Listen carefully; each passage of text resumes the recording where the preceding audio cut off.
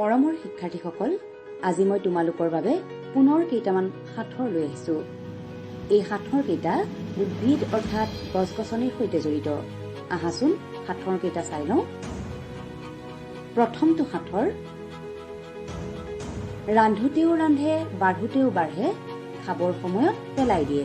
ভাবাচোন উত্তৰটো কি? উত্তৰটো হৈছে তেজপাত।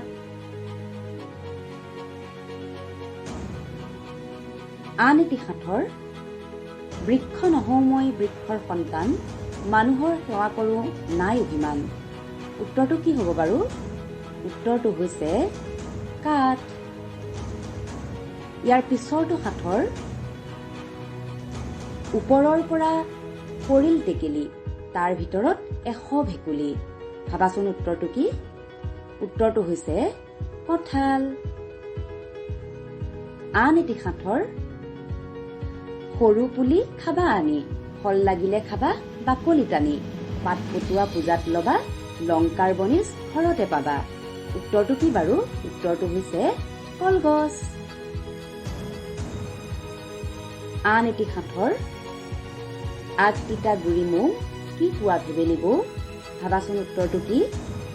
উত্তৰটো হৈছে কুঁহিয়াৰ। ইয়াৰ পিছৰটো সাঁথৰ, গছৰ ওপৰত গুটি, গুটিৰ ওপৰত গছ। ভাবাচোন উত্তৰটো কি হ'ব? উত্তৰটো হৈছে মাটি কঁঠাল। মৰমৰ শিক্ষাৰ্থীসকল, আশা কৰোঁ তোমালোকে সাঁথৰ কেইটা ভাল পালা। আজিলৈ আহোঁ। ধন্যবাদ। Created using Powtoon.